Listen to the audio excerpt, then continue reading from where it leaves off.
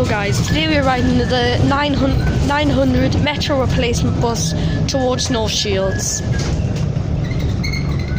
This bus has just terminated at Tynemouth and it's heading back towards St James. We're going to be riding to North Shields. This video won't go on all the way to North Shields, it'll just be a little bit.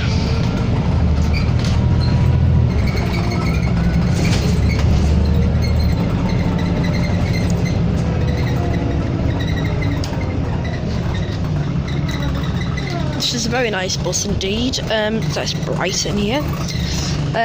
It's basically just like that bus over there, that one.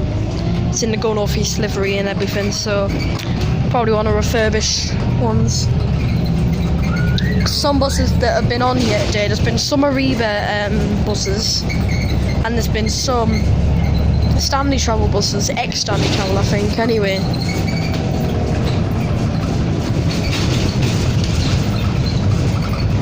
Very rattly bus this one and all, I must say, as it goes around bends. It's very, very rattly.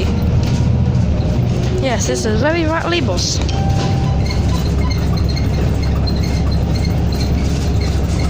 Thank you for watching, see you guys next time.